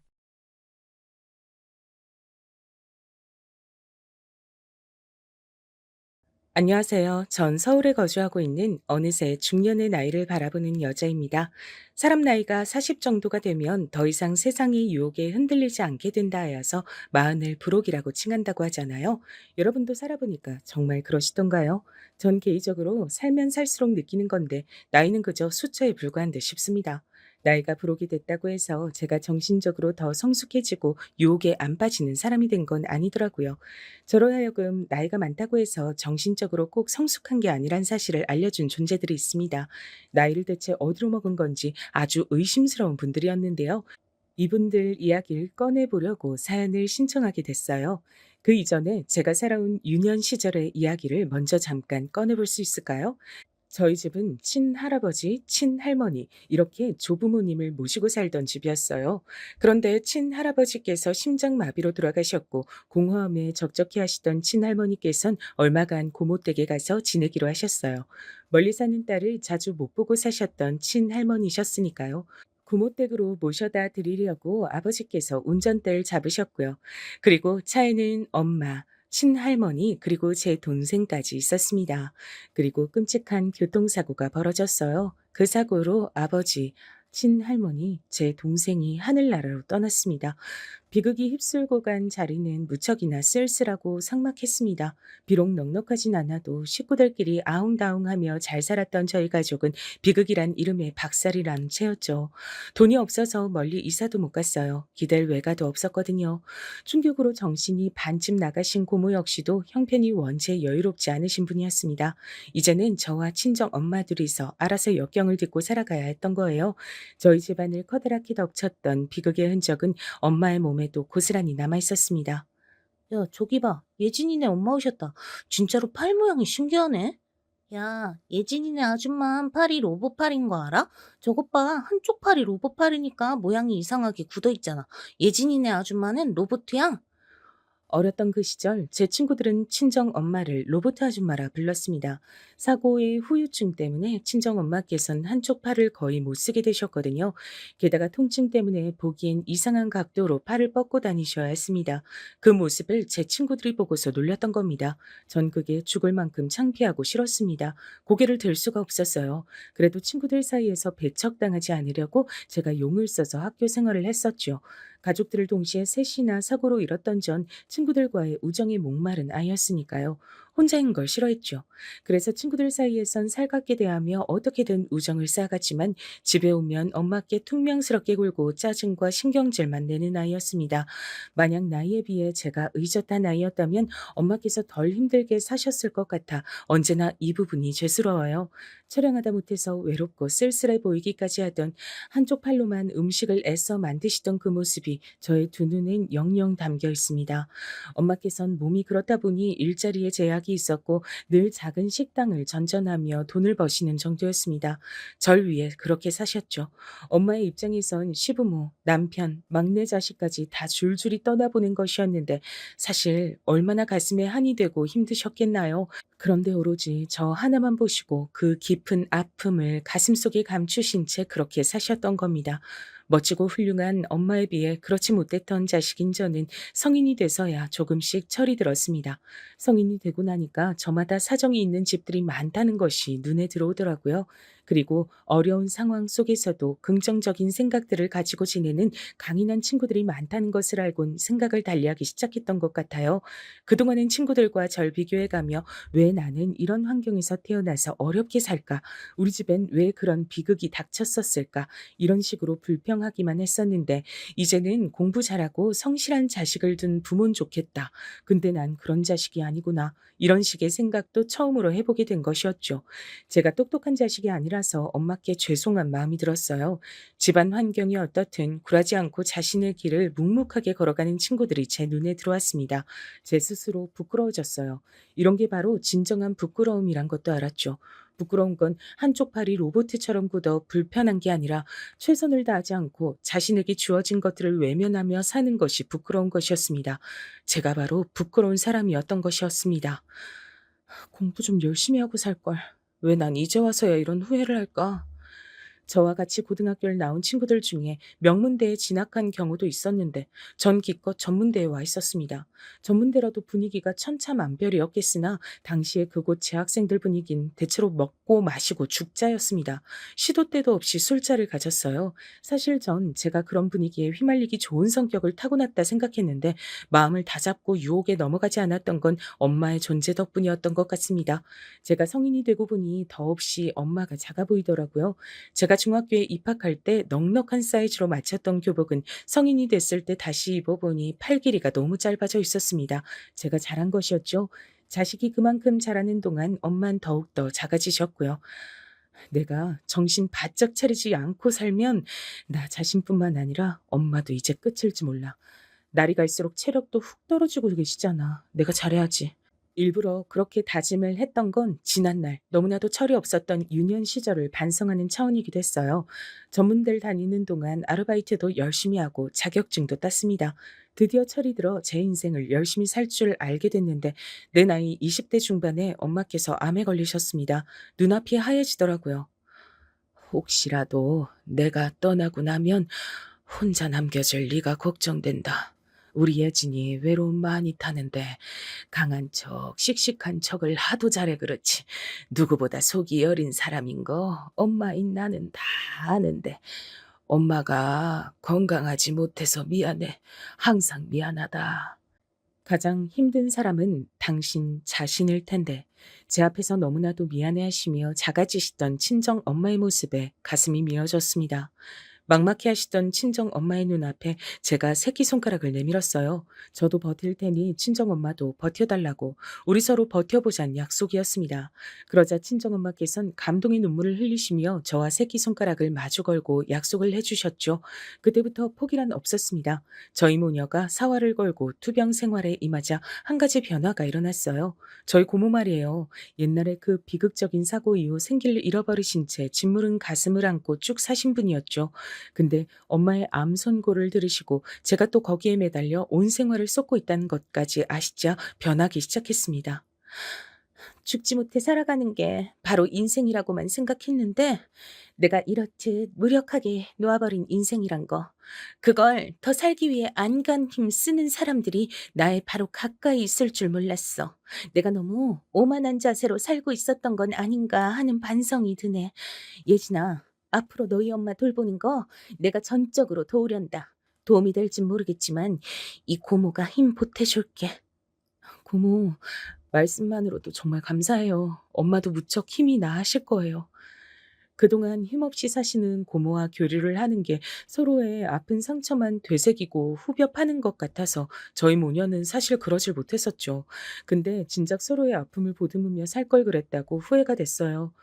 고모가 곁에 계시자 엄마께선 그것만으로도 큰 위로를 얻으셔서 기운을 내셨고 굳센 마음가짐으로 치료에 임하셨습니다. 같은 비극을 공유한 사이였으니 세상에서 서로의 아픔을 가장 잘 알았던 거예요. 저도 고모가 계셔서 너무 감사하는 마음을 가진 나날들을 보낼 수 있었습니다. 의료진은 초기에 어느 정도 각오를 해두시라며 친정엄마의 상태가 많이 좋지 않다는 것을 알려왔었지만 그것이 무색하게도 이듬해에 엄마께선 다시 건강을 되찾으셨어요. 정말 기적과도 같은 일이었습니다. 엄마께선 다시 이렇게 드시고 싶은 음식을 드시며 가고 싶으신 곳을 다 가게 된 것이 믿어지지 않는다고 하셨고 죽음의 문턱에서 돌아온 만큼 제가 결혼해서 아이를 낳는 것도 꼭 보고 싶다면서 강조를 하셨죠. 엄마만 그런 말씀을 하셨다면 제가 안 흔들렸을 것 같은데 고모께서도 저에게 너무 늦은 시기까지 기다릴 필요 없이 결혼을 일찍 하는 것도 좋은 것 같다며 적극적으로 권해주셨습니다. 비단 당신께서 제가 결혼하는 모습을 보고 싶으신 것뿐 아니라 제가 가정을 꾸리면 심적으로 안정된 생활을 할 수 있을 거라고 여기셨기 때문입니다. 저는 엄마의 암 선고 앞에서 무너져 내렸을 때 저의 곁을 떠나긴커녕 오히려 그때 저에게 다가와준 남자와의 결혼을 결심하게 됐죠. 힘든 순간에 저에게 다가와준 남자라면 믿고 평생을 함께할 수 있다고 생각이 들었거든요. 외모라든지 능력이라든지 그런 건 전혀 안 따지고 결혼을 바라봤던 것 같아요. 제 주제에 언감생심, 상대방의 조건을 따지고 싶지도 않았고요. 전 일찍 어린 나이에 친정아버지를 떠나보냈기 때문에 그런 것에 대한 아쉬움이나 갈증이 강해서 가정적이고 착한 성격인 게 제일 중요했습니다. 남편하고 서로 결혼에 대한 생각도 통했고 다 괜찮고 좋았는데 문제는 시댁에 있었던 것 같아요. 제가 남편과 연애를 한다는 걸 시댁 측에서도 알고 있었습니다. 그리고 시댁에서 안다는 그 사실을 또 저도 인지를 하고 있었고요. 하지만 서로의 존재를 알고 있으면서도 교류가 딱히 없었는데요. 결혼을 한다고 하면서부터 말이 나오기 시작했던 겁니다. 시어머니의 절 향한 당시 말씀이 잊혀질 수 없는 질문이었죠. 네가 뭔데 우리 광철이하고 결혼한다 그러니? 대관절 네가 뭐길래? 그렇게 물어보시니까 제가 뭐라고 답을 해드려야 할지 모르겠더라고요. 전 그냥 사람이고 평범한 여자이고 남편과 결혼하기로 한 상대였을 뿐인데 그건 왜 시어머니께 절 소개해야 할 말이 뭐가 있는지 생각이 안 났습니다. 그래서 제가 꿀먹은 벙어리가 되어 있었더니 시어머니께서 이렇게 말씀을 하셨더랬죠. 그래. 이대로 계속 얌전히 아무 말도 않고 우리 광철이 곁에서 사라져 주면 돼. 설마 결혼을 이렇듯 대놓고 반대하실 줄은 몰랐습니다. 너무 당황스러워서 어떻게 할 줄을 몰랐어요. 근데 남편은 그런 상황에서도 나만 믿어라고 하고 있었습니다. 시어머니께서 절 마음에 안 들어 하시고 시아버지께서도 시큰둥한 태도를 보이시는데 남편이 그런다고 해서 제 마음이 안심될 리가 없었어요. 그래서 제가 고민을 하다가 다시 시어머니를 따로 찾아뵙고 진솔한 대화를 청해봤습니다. 대체 저의 어디가 그렇게 마음에 안 드시는지 앞으로 그럼 제가 어떻게 개선을 해나가야 될지 이런 걸 여쭙고 싶었어요. 사귀기만 할 거라 생각했고, 설마 너 같은 조건의 여자하고 우리 광철이가 결혼까지 한다고 할 줄은 꿈에도 몰랐기 때문에 내가 그냥 내버려 뒀던 거다. 결혼은 말도 안 되지. 팔 아픈 모친하고 둘이서만 쭉 살았다지? 근데 모친이 암 걸려서 내내 그거 치료한다고 병원 생활이다 뭐다 그러면서 돈도 엄청나게 썼다면서. 넌 그냥 집안도 꽝이고 재산도 꽝이고 여튼간에 그냥 다 꽝이잖아, 꽝. 그런데 조금의 여지도 없이 저에게 꽝 판정을 내리셨습니다. 제가 자포자기가 되더라고요. 그럼 저는 안 되는 건가요? 저는 뭘 어떻게 해도 어머님, 아버님 마음엔 들 수가 없는 거네요. 아유, 우리를 너무 비정하다 생각하지 말아라. 너도 이 다음에 자식 낳고 키워보면 우리 마음 다 이해하게 될 거야. 그때 갑자기 남편하고 결혼하겠다는 열망이 저도 식었던 것 같아요. 그래서 알았습니다. 대답하고 옷을 챙겼습니다. 그러자 시어머니께서 제가 너무 쉽게 단념한다고 생각하셨던 건지 되게 당황하신 눈치로 절 쳐다보셨던 기억이 나네요. 전 남편에게 우린 여기까지인 것 같다고 말을 했는데 희한한 건 남편은 여전히 천하태평이었단 사실이에요. 도대체 이 남자가 뭘 믿고 저한테 이러나 싶었는데 다 이유가 있었더라고요. 남편에겐 누나가 한 명 있었습니다. 저의 시누이인데 이때 결혼 생활 중이었거든요. 남편은 자기 누나가 곧 이혼할 것 같다고 털어놨습니다. 누나가 이혼할 낌새인 거. 우리 부모님도 거기까진 눈치채셨는데 다른 건 아직 꿈에도 모르셔. 누나하고 매형이 그냥 사이가 안 좋아서 이혼 준비하는 건 줄로만 아시거든. 뭐? 그럼 그게 아니야? 두 분이 이혼한다는 이유가 그럼 뭔데? 이유가 궁금했는데 남편이 뜸을 들였습니다. 저한테 공유하기엔 조금 망설여지는 내용인 듯 싶었어요. 그럴 만도 했습니다. 왜냐면 시누이는 부부싸움을 대판하고 나서 너무 열이 받은 나머지 바람을 피웠던 건데요. 바람을 피운 상대가 감옥에 있었기 때문입니다. 시누이의 옛날 남자친구라고 하더라고요. 뭐? 그렇다면 감옥에 있는 사람하고 바람을 피웠단 얘기잖아. 그게 제정신이야? 난 듣고도 믿어지지가 않는다. 저는 처음에 남편이 농담을 하는 줄 알았는데 진짜였더라고요. 심지어 시누이는 그 남자가 출소를 하면 그 남자와 재혼을 하겠다는 계획도 이미 가지고 있었습니다. 시누이의 이혼 대소동이 벌어졌고 충격을 받으신 시부모님께선 뒷목 잡고 쓰러지셨죠. 거의 정신이 나가셨던 시부모님 두 분께선 혼미해졌던 정신을 되찾으시는 대로 곧장 저와 남편의 결혼부터 허락해 주셨습니다. 시어머니께선 반쯤 넋이 나가신 모습으로 저에게 당신을 섣불렀던 판단을 사과하셨어요. 내가 내 배로 낳았지만 도저히 이해할 수도 없고 이해하기도 싫은 미친 딸년을 보다가 널 보니까 네가 선녀였다. 집안 사정 좀 후달리고 여러모로 후줄근하면 어떠니. 얼굴 이쁘게 놔주고 부족함 없이 키워주고 이름난 4년제 대학교 보내봤자 깜빵에 있는 범죄자하고 바람나서 이혼이나 당하는데. 그런데 딸년보다 네가 낫다. 네가 정상이지. 우리 광철이가 좋아서 결혼까지 하겠다는 것만 봐도 너는 남자 보는 눈이 아주 높다. 내가 아들 잘 키워놓은 건 또 어떻게 알아가지고 눈치 좋게 괜찮은 남자 채가려고 하니. 그래, 너 정도면 그냥 내가 별 욕심 없이 며느리로 맞아도 나쁘지 않아. 내가 뭔 부귀영화를 누리려고 인생 이렇게 아등바등 살다가 딸년 그지랄 떠는 꼴까지 봐야 했는지. 사람은 그냥 적당히 흘러가는 대로 살아야 돼. 하도 속상함에 눈물을 많이 흘리셔서 진물은 눈가하며 풀이 죽은 목소리를 내시는 시어머니 앞에서 저 또한 마음이 약해졌습니다. 전 친정 엄마께서 불편하신 팔로도 어떻게든 절 키워보시려고 가진 애를 쓰시는 동안 그 모습이 창피하다는 이유를 대며 싸가지 없게 굴었던 딸이었으니까요. 어릴 적이었다고 하지만 엄마께 너무나도 죄송한 행동들을 범했기에 그때만 생각하면 입이 열 개어도 할 말이 없었습니다. 근데 시누이가 그런 엄청난 사고를 치고 마니까 제 모습이 겹쳐졌죠. 자식 문제로 소가를 크게 하시는 시어머니의 모습을 보며 제 엄마가 겹쳐 보였던 거예요. 그래서 저도 눈물을 흘리며 시어머니의 손을 맞잡았습니다. 그 순간의 마음 같아선 제가 신우이의 목까지 대신해서 시부모님께 효도를 다하고 싶은 심정이었네요. 진심으로 그랬어요. 제 시누이가 그런 엄청난 불륜 사건으로 이혼을 당하고 난리를 친 인물이란 사실은 엄마와 고모를 비롯한 모든 다른 사람들에겐 비밀이었습니다. 그랬다간 걱정만 살 것 같았어요. 그래서 알리지 않고 조용히 결혼을 했었죠. 남편은 저와 결혼해서 행복하다고 말을 했습니다. 그 말에 저도 행복했습니다. 근데 결혼을 하고 나니까 남편의 그 말엔 저희가 숨겨져 있더라고요. 제가 고분고분하고 순종적이고 효심이 깊어 보이는 여자라 자기 양친에게 착한 며느리를 선사해 주었다는 생각에 남편은 좋아했던 것이었죠. 왜냐면 시누이가 성격이 좀 제멋대로에다가 개차반이었거든요. 그래서 시누이가 사춘기 시절엔 시아버지하고 하루가 멀다 하고 싸우다 가출까지 몇 번 했다고 합니다. 남편도 자기 누나의 더러운 성질머리에 학을 떼는 사람이라 전혀 남매 사이가 살갑지 못했고요. 그러니 상대적으로 온순하고 배경도 좋지 않아서 자신감이 있을 이유도 없는 제가 마음에 들었던 겁니다. 전 시부모님의 절 향한 막말 앞에 점차 그것을 체감했습니다. 너는 어디서 감히 어른이 수저를 들기 전에 너 먼저 밥을 처먹는 법을 배워왔냐? 네? 그게 죄송합니다. 아버님 이미 식사 시작하신 줄 알았어요. 제가 못 봤습니다. 시댁에서 밥을 먹었을 때 제가 어쩌다가 시아버지보다 먼저 수저를 들고 밥을 한 수저 딱 떠버렸던 거예요. 별 생각 없이 그랬던 건데 시아버지의 불호령이 매섭게 떨어졌습니다. 그게 다 왜 그런 줄 아냐? 못 배워서 그렇다. 가정 환경 때문에 그런 거야. 무릇 사람의 자란 배경은 어떻게든 다 드러나게 돼 있더라. 제가 매번 그런 것도 아니고 그때 실수로 딱 한 번 그랬을 뿐인데 제가 그런 소리까지 들어야 하나 싶어서 낯이 뜨거워졌습니다.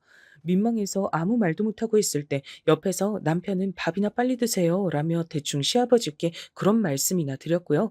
시어머니께선 제가 정당하게 혼이 난다는 표정으로 고개를 끄덕이고 계셨죠. 너는 어른 공경에 앞으로 더욱 힘을 쓰도록 해라. 날 통해 예절과 인생을 배웠으면 하는구나. 네, 알겠습니다, 아버님. 노력하겠습니다. 너무 민망하니까 대충 대답을 해드렸는데 그날 음식이 코로 들어가는지 입으로 들어가는지 알지도 못하고 먹었답니다. 전 결혼하고 나서 반년 동안은 적응을 하느라 아예 정신이 쏙 빠져 있었어요. 제가 결혼했으니 엄마께서 공허함을 느끼실까봐 그것까지 신경을 쓰느라 더욱 정신이 없었던 것 같아요. 저만 보면 무슨 할 말씀들이 그렇게나 많으신지 이 잔소리 저 잔소리 해대시는 시부모님 때문에도 정신이 어지러웠고요. 반년 이상이 지나가면서부터 점차 결혼 생활이란 새로운 영역에 적응이 됐습니다. 그랬더니 또 다음 단계가 있더라고요. 그건 바로 임신 문제였어요. 대체 왜 아직도 아이 소식이 없는 거냐면서 시부모님께서 점차 저를 들들 볶으시기 시작한 거였습니다. 요새 뉴스에 보면 여자들이 나이 40살에도 첫 애 낳고 막 그랬다던데 너도 혹시 그렇게 살 계획이 있는 거니? 네? 아니에요. 딱히 그런 생각 해본 적은 없고요. 아이 생기면 생기는 대로 낳고 싶은 마음뿐인데 아직 소식이 없네요. 어머님, 저도 나름 애가 타는 입장이란 걸 알아주시면 좋겠어요. 그렇게 애만 다 할 게 아니라 네가 무슨 노력이라도 더 해야 하는 거 아니야? 너 혹시 몸에 무슨 문제라도 있는 거 아니겠지? 그럼 몹시도 곤란한데 우리 광철이 옆에서 너네 치고 건강한 새 며느리를 그 자리에 앉히는 수도 있단다. 네? 어, 어머님 무슨 농담을 그렇게 하세요? 그러니까 내가 이런 농담 안 하도록 네가 잘해야 하는 거 아니겠니? 계속해서 아이가 안 들어선다면 내 나름대로는 생각이 많아질 수밖에 없는 거야. 결혼 1년 만에 듣게 된 소리에 머릿속이 멍해졌어요. 그간 아이를 언제 가질 거냔 잔소린 많이 들어봤어도 설마 이런 모욕적인 소리를 듣게 될 줄은 상상도 못 해본 것이었습니다. 너무 충격적이었고 가슴이 답답했는데 그때 신우이와 바람이 났었던 남자가 출소란다고 그래서 시부모님의 온 신경이 그쪽으로 쏠리게 됐습니다. 신우이가 자기 가족들과 연을 끝내만해 하며 또 한바탕 난리를 쳤거든요. 시어머니께선 차라리 애초에 저런 딸이 없었으면 마음고생을 안 했을 텐데 이미 있기 때문에 신경을 이렇게 쓰고 살 수밖에 없다면서 당신의 신세 한탄을 하셨습니다. 저는 또 그 모습을 보며 괜스레 시댁의 상황이 안타깝다고 생각을 하게 됐고요. 지금 돌아보면 제가 당한 모욕적인 언사도 만만치 않은 상황이었건만 시누이 일 때문에 저 역시도 얼떨결에 정신이 팔려갔던 것 같습니다. 그러다 보니까 또 어영부영 시간이 흘러갔어요. 며느리가 손주를 가졌다는 소식이 들려오면 기분이 참 좋겠구만. 그게 그렇게 어려운 일이구나. 에이, 그게 그렇게나 힘들 줄이야.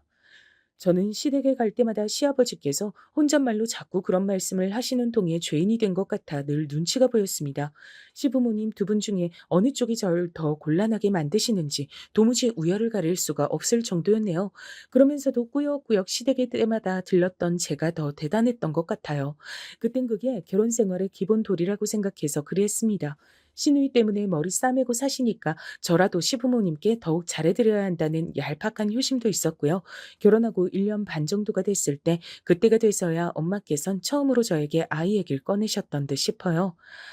예진아, 아직 애기 소식은 없고 난 우리 딸이 조금 더 길게 신혼생활 즐기다 애기 가져도 좋을 것 같은데 이건 어디까지나 내 바람이고 우리 딸이 사위하고 어른이 잘 알아서 결정하겠지.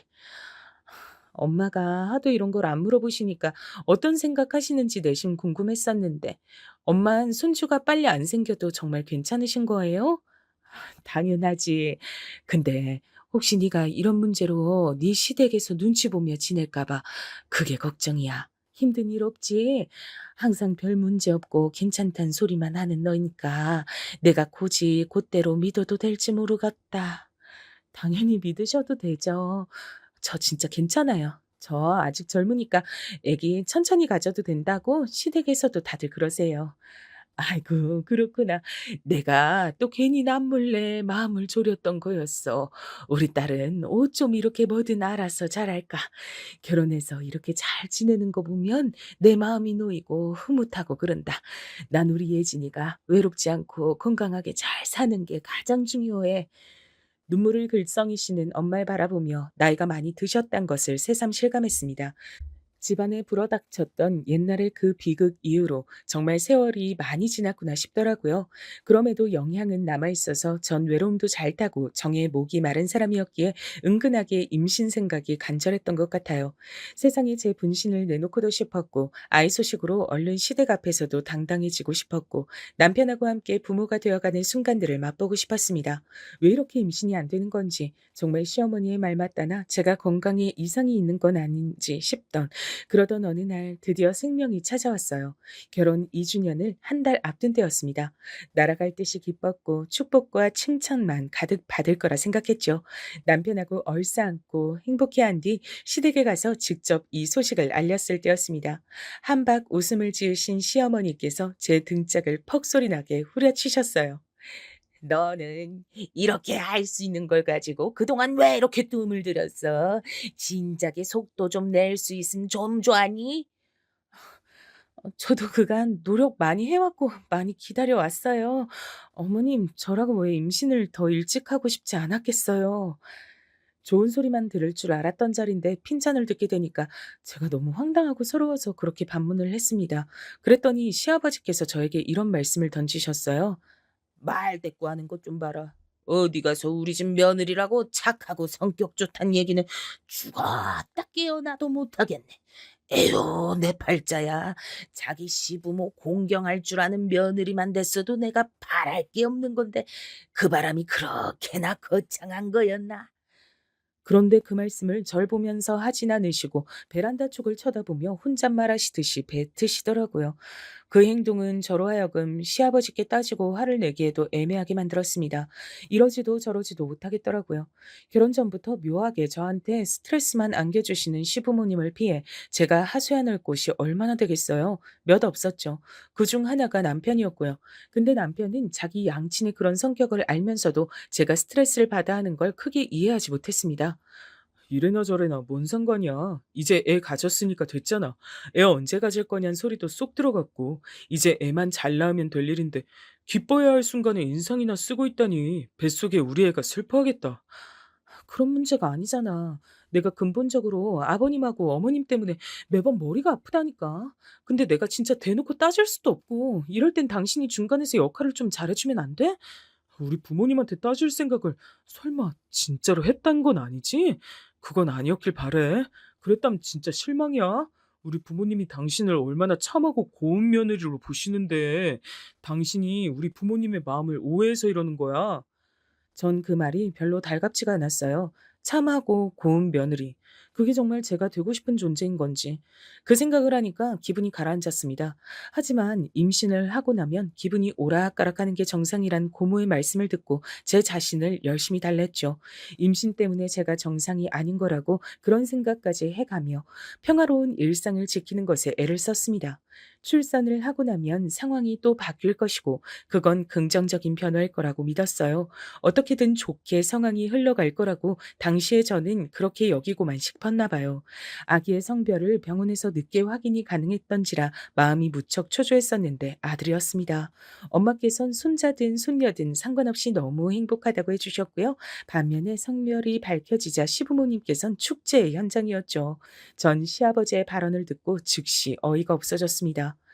조금 부족한 며느리를 들여서 내가 여태까지 아무한테도 티는 안 내고 말도 해본 적이 없지만 솔직히 기분이 항상 좋지만은 않았는데 한 방에 아들을 임신했다고 들으니까 우리 며느리가 아주 능력이 뛰어난 인물이었단 생각이 든다. 한 번도 티를 안 내셨다니 그게 무슨 소린가 싶었네요. 그간 있는 티 없는 티를 다 내고 지내셨던 분이셨으니까요. 시어머니께선 시누이 때문에 속상했던 것들이 다 제 덕분에 날아갔다고 해주셨습니다. 절 축하여 세워주시는 건 좋았지만 약간 부담스럽긴 했었어요. 그 이후로 자꾸 저를 보실 때마다 뱃속의 아이에게 말을 거셨거든요. 우리 손자가 할미를 알아보고 뱃속에서 콩콩 움직였죠요. 그랬죠요. 아구고 귀여워라. 엄마보다 할미가 좋은가 봐. 얼른 세상에 나와서 할미 품에 안겨보고 싶다고. 우리 손자라 벌써부터 그 안에서 노래 부르는 것만 같다. 근데 그 내용이 저 듣기에 썩 좋지만은 않았거든요. 남몰래 주먹을 몰래 주며 표정 관리를 하는 나날이 이어졌습니다. 가끔 남편에게 저의 이런 불만을 털어놓기도 했었는데 그럴 때마다 임신해서 예민한 거다 이런 소리만 들었었네요. 그러다 인고의 기간이 지나 제가 출산을 하게 됐어요. 근데 시어머니께서 너무나 당연한 걸 말씀하시는 표정으로 직접 산후조리를 해주겠다고 하시는 겁니다. 아니에요, 어머님. 말씀은 감사하지만 그럼 제가 편하지만은 않아서 제대로 쉴 수가 없을 것 같아요. 그럼 넌 내가 불편하단 거니? 나 좀 섭섭하구나. 딸년 하나 있는 거 그렇게 됐는데 너마저 나한테 이러면 나 영영 갓 태어난 내 손주 직접 못 돌보고 지내겠네. 내가 직접 너 봐주면서 산후조리 정성껏 해주려고 계획도 다 짜놨고 나름대로 만반의 준비 다 해놨는데 너무 당황스럽고 허무하다. 너 그렇게 안 봤는데 아주 무정한 구석이 있어? 그런 게 아니라요, 어머님. 요새는 조리원 너무 잘 돼 있다고 하잖아요. 저도 조리원에서 몸을 좀 풀고 싶어서 그래요. 조리원에서 백날 첫날 있을 거야? 아니잖아. 어쨌거나 거기서 나오게 되어 있어. 그때 내가 봐주면 되겠네. 그리고 웬만하면 조리원 그런 데서 오래 있을 생각 안 했으면 좋겠다. 그런 데는 죄다 돈 뜯어가려고 환장한 장사 속일 뿐이야. 너 설마 그런 쓸데없는 데 사치할 생각 아니지? 우리 개념 넘치는 며느리님께서 그런 잘못을 범하진 않길 바란다. 갑자기 개념 넘치는 이란 소리를 들으니까 정신이 혼미해졌어요. 사실 남편하고도 조리원 얘기 가지고 살짝 말다툼을 하기도 했었기 때문에 저도 조리원 가는 게 아주 내키진 않는 상황이었죠. 그렇다고 해서 시어머니께 산후조를 받는 것은 상상만 해도 불편했습니다. 그래서 저는 친정엄마께 도움을 받겠다고 말씀을 드렸어요. 딸된 입장에서 출산 후에 엄마를 찾는 건 당연하고 자연스러운 일이잖아요. 그러나 어머니께선 제 말을 듣자마자 기함을 하셨습니다. 몸도 성치 않은 분한테 너무 그런 힘든 일을 맡기려 그러니 사돈께서 딸 챙기랴 손주 돌보랴 그러시다 남은 한쪽 팔마저 편찮아지시면 어떡해. 무리를 하신 바람에 다시 암이라도 걸리면 산후조리 같은 큰일은 나처럼 건강한 사람한테 맡기는 거야. 그렇게 말씀하시는데 차마 그럼에도 엄마께 산후조를 받겠다는 말이 안 나왔습니다. 그럼 제가 불효자식이 될 것만 같았어요. 그래서 별 수 없이 시어머니께 산후조를 받는 것으로 했죠. 엄마께선 제가 불편할까 봐 걱정하시는 마음 반, 제가 시댁에서 그만큼 사랑받고 지낸다며 흐뭇해하시는 마음 반이신 것 같았습니다. 아기는 무사히 낳아 제품에 안을 수 있었습니다. 출산 당시에 끔찍한 고통도 태어난 아기를 보자마자 스르르 사라지더라고요. 너무나도 행복했고 기뻤습니다. 감격으로 엄마의 모습을 보며 저도 울었죠. 하지만 그 감동은 얼마 가지 않았어요. 기대와 걱정을 하는 제 시어머니의 극성맞은 최근에 이끌려 제가 시댁에서 당분간 지내며 산후조를 받게 됐죠. 며느리를 살뜰히 챙기며 손자를 직접 돌보시겠다던 시어머니의 포부, 그것이 제대로 지켜지지 않는다는 걸 전 단 이틀 만에 깨달았답니다. 어휴, 왜 이렇게 빨래할 게 많아? 그것도 손빨래가 아니면 안 되는 것들이네. 손목 아파 죽겠는데. 아이고, 삭신이야. 저에게 눈치를 주시더라고요. 제가 어떻게든 움직여서 직접 해결을 하길 바라셨어요. 울고 보채는 아기를 달래는 것도 거의 제 몫이었고요.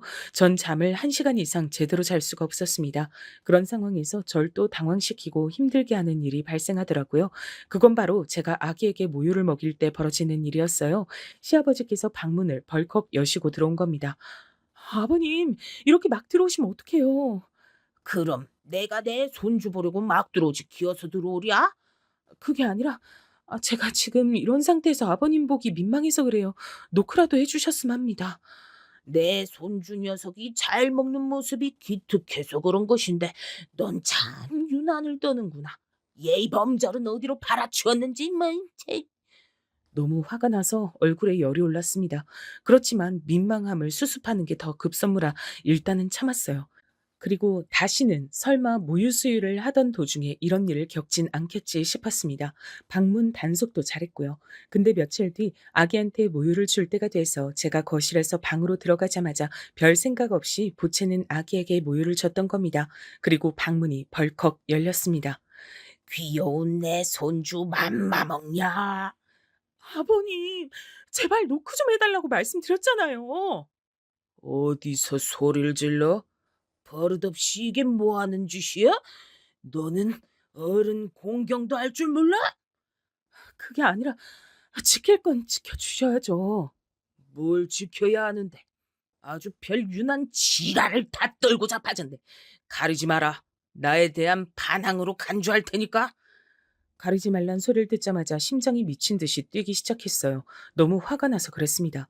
제가 시아버지와 대치를 하고 있던 상황에서 시어머니께서 오셨고 저에게 네가 이해해라. 사실상 시아버지를 두둔하셨어요. 머리가 어지러웠습니다. 제가 왜 이런 모욕을 겪어야 하나 싶었어요.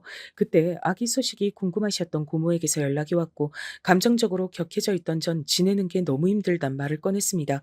결혼하고 나서 힘들다고 티를 내본 건 처음이었죠.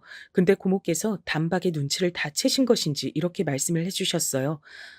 예진아, 고모가 널 정말로 아끼고 사랑하는 거 알지? 네 엄만 당연히 말할 것도 없지. 넌 이렇듯 사랑받고 사는 소중한 존재니까 절대 어디 가서 함부로 취급당하는 거 당연하게 생각하면 안 돼. 네 자신 아껴야 되는 거야. 그리고 우린 예전에 그런 비극적인 사고를 집안에 겪어봐서 잘 알잖니. 사람 인생 한순간에 어찌 될지 모른다. 나 자신 위해서 목소리 내고 사는 하루하루가 그래서 너무나도 소중한 거야. 그렇게 살아야 돼. 갑자기 정신이 확 들었어요. 그동안 참고 산 게 아까워서라도 계속 참아야 한다는 생각이 있었는데 그게 다 날아갔습니다. 하늘에서 저를 지켜보고 계실 조부모님, 친정 아버지 그리고 제 동생까지 제가 수모를 당하며 살길 결코 원하지 않을 거란 확실히 들었죠. 전 당장 남편에게 연락해서 시댁에서 나갈 거고 집으로 돌아갈 거니까 제가 미처 못 챙긴 짐들은 당신이 퇴근 후에 챙겨서 집으로 오라 그랬습니다. 당황한 남편의 목소리 마저 듣지도 않고 끊었어요. 그리고 짐을 챙기기 시작하자 시부모님께서 뭐 하는 짓이냐며 절 혼내셨습니다. 너 설마 네 시애비가 좀 그랬다고 해서 삐진 거니? 그래서 승질 부리는 거야? 내가 누누이 강조했지만 결국엔 못 배우고 자란 게 이런 식으로 티가 나게 돼 있어. 이번 기회에 단단히 일러둬야겠구나. 예의 똑바로 차려라. 안 그럼 널 우리 집안 며느리로 계속 둬야 할지 말아야 할지 고민이 될 테니까. 제 마음가짐이 달라지기 전이었담 분명 그 말씀을 듣고 주눅이 들었을 거예요. 하지만 이젠 우스울 따름이었습니다. 저는 이혼을 할지 말지 그 고민하고 있었는데요. 덕분에 결심이 서네요. 이혼하겠습니다. 더 이상 두 분 며느리 안 할게요. 저처럼 못 배워먹고 부족한 며느리 때문에 머리 안 싸매셔도 됩니다. 너 미쳤니? 어디서 이런 되도 않는 앙탈을 부려? 앙탈은 어머니께서 부리고 계신 것 같은데요. 잘못 키운 딸년 때문에 힘들다고 징징징 허구한 날 앙탈 부리시는 건 어머님이잖아요. 뭐라고? 지금 말 다 했어? 아니요. 아직 다 안 했어요. 어머님이 딸년 때문에 그토록 속상해하셨던 건 남한테 쪽팔려서 그러신 거죠. 어디 가서 딸이 이혼당했다느니 범죄자고 바람이 났다느니 그런 거 절대 들키기 싫으시니까요. 그래서 지인들한테 딸이 이혼했다고 말도 안 하시고 멀쩡한 사위가 있는 것처럼 속이고 계시는 거죠. 근데요. 가까운 사람들한텐 속사정도 나누고 살아야 하는 거 아닐까요? 그래서 제가 한번 어머님 주변 분들에게 집안 소식 좀 세세하게 전달을 해드리려고 합니다. 그러자 시어머니께서 거의 발작이 온 사람처럼 부들부들 떨더니 다리에 힘이 풀려 주저앉으셨어요. 숨이 잘 안 쉬어진다고 심장 쪽을 막 부여잡으셨고 옆에서 시아버지께선 난리를 치셨습니다. 네가 본색을 드러내는구나. 보잘것없는 집안일 때부터 내가 마음에 안 들었거늘 이렇게나 수준 낮은 모습을 보여? 왜 자기소개를 하세요? 수준이 낮은 건 본인이시잖아요. 언행도 한없이 가벼우시고요. 며느리가 모유 수유를 하고 있을 때마다 일부러 방에 들어오시는 걸 보니까 그 머릿속에 대체 어떤 종류의 똥이 가득 차 있을지 가늠조차 안 됩니다. 참 대단하신 것 같아요. 아버님 같은 시아버지를 두고 싶은 여잔 세상에 아무도 없을 것 같은데요. 저니까 그나마 지금까지 멍청하게 참고 살았던 겁니다. 아버님은 40년째 이어진 고향 친구분들과의 모임에 사활을 거는 분이시죠? 거기에 고학력자 엘리트들과 교육자들이 있어서 아무 명예로운 모임이라고 무척 뿌듯해 하시잖아요. 아무래도 그분들께 집안 얘기를 제가 전해드리는 게 좋겠네요. 제가 어째서 이혼하는지 모두가 흥미롭게 들으실 것 같아요. 아, 맞다. 저한테 이혼당하게 생긴 두 분의 자랑이신 아들놈이 다니는 직장에도 제가 얘기 고루고루 퍼뜨리는 거 잊지 않을 거예요. 기대해 주세요. 시아버지께선 완전히 넋이 나가 계셨어요. 떨리는 손으로 절 간신히 삿대질하시는 게 전부였습니다. 전 그 손을 힘주어 쳐낸 뒤 아기를 데리고 시댁을 나왔어요. 의외로 속이 후련하기보단 차분하게 가라앉은 기분이 더 강했습니다. 왜 계속 참고 살았나 싶어 저 자신을 향한 헛웃음도 나오더군요. 집에 도착한 지 얼마 안 돼서 누군가 왔어요. 계속 직장에 바쁜 업무가 줄줄이 밀려있다던 남편일까 싶었는데 그게 아니라 친정 엄마셨습니다. 고모와 함께 제가 걱정돼서 저한테 연락을 하셨다가 제가 시부모님과 설전을 벌이느라 안 받으니까 남편에게 연락을 하셨던 거예요. 제가 시댁을 나와 집으로 가기로 했다는 얘기를 듣자마자 이쪽으로 오신 거죠. 엄마, 속상하게 들어 죄송해요. 엄마 힘들게 만든 딸은 이제 더 이상 하고 싶지가 않았는데 또 이렇게 돼버렸네요. 내가 할 소리야, 예진아. 엄마가 미안하다. 믿고 의지할 수 있는 단단한 엄마가 돼주지 못했던 것 같아서 내가 미안해. 이제 마음속에 덩어리 다 내려놓고 편하게 지냈으면 좋겠구나. 저는 지난 모든 이야기들을 친정엄마와 고모 앞에서 털어놨고 제가 얼마나 사랑받는 존재인지 그 순간 체감할 수 있어 울고 웃었습니다. 그리고 남편이 집에 돌아오자마자 친정엄마께선 놀랍게도 늘 조심스레 대하셨던 당신의 사위에 뺨을 때리셨죠. 그것도 불편한 쪽에 빠를 써서 말입니다. 자네는 한 여자의 남편으로서 실격이고 한 아이의 아빠로서도 실격이야. 자네가 무슨 가장인가? 가정도 제대로 돌보지 못하고 살피지 못하고 본인만 편할 대로 지내는데 그게 무슨 책임감이 있단 거야? 내 딸하고 잔말 말고 갈라서. 죄송합니다, 장모님. 제가 그간 생각이 짧았습니다. 생각을 잘못했습니다. 반성하고 있으니 한 번만 기회를 주세요. 남편이 축 처져서 고개를 떨구는 모습을 그 순간 처음 봤네요. 아기가 갑자기 그때 미친 듯이 울어대서 모두가 아기를 달래며 신경을 쓰느라 잠시 분위기가 흐트러졌어요. 그때 남편이 저에게 그간 자기가 너무 무심했고 시부모님과 저 사이를 중재하는 것이 너무 귀찮고 피곤해서 피해왔던 것을 반성한다며 거듭 저에게 사과를 해왔어요. 전 간신히 울음을 그친 아기가 남편과 얼굴이 너무 닮아 있어 깊은 한숨이 나왔습니다. 마음 같아선 모든 것에 질릴 대로 질려버린 상태였기에 남편과도 그냥 두 번 다시 안 보고 싶었는데 저희 부부 사이엔 이미 생명이 탄생한 뒤였으니까요. 이러한 현실도 챙겨야만 했죠.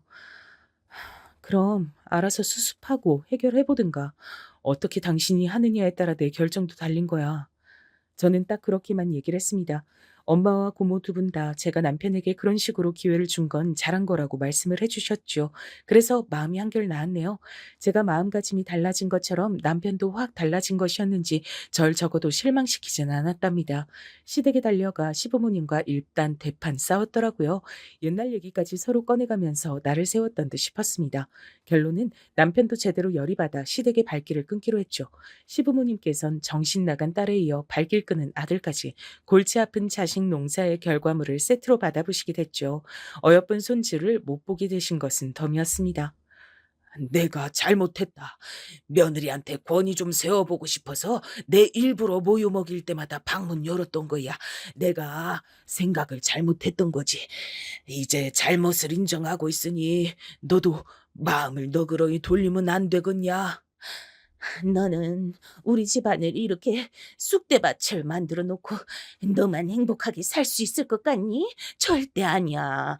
다 같이 화목해야 결국은 인생 잘 사는 거란다. 그러니까 네가 우리 광철이 좀 설득해서 마음 좀 돌려봐라. 이러다가 우리 정말 피 말라 죽을 것 같아 그래. 우리가 미안하다고 잘못했다고 하는데도 너는 왜 이렇게 들은 척도 안 하는 거야? 우리가 뭘 더 어째야 하니? 제발 우리 좀 이제 받아오. 내가 이렇게 부탁한다. 시부모님께선 절 향해 우는 소리들을 해대셨고 전 놀랍도록 동요가 일어나지 않는 제 상태에 그저 웃음이 나왔던 것 같아요. 흔들리지 않아서 제 스스로가 다행이었습니다. 두 분께선 충격으로 알아누우셨던 후문이었으나 전 더 이상 상관하지 않기로 했어요. 제 인생을 위해 고민 없이 내린 결정이었습니다. 시간이 더 지나고 역시 가족은 어쩔 수가 없는 건지 남편이 마음 약해진 모습을 때때로 보여 전 남편에게 종종 아이를 데리고 시댁에 다녀오도록 해주고 있네요. 저는 안 갑니다. 그리고 제 허락과 동의를 남편이 꼭 구하고서 시댁에 아이를 데려가기 때문에 시부모님께선 항상 제 쪽을 예의주시하며 눈치를 살피고 지내신답니다. 아주 전전긍긍들을 하세요. 제가 그런 것까지 의도한 건 아니기에 마음이 부담스러울 때도 있지만 적어도 예전처럼 스트레스에 허덕이진 않네요. 편하게 지내는 절 보며 친정엄마께서 너무나도 즐거워하시니 이것으로 다 된 거라고 생각이 든답니다.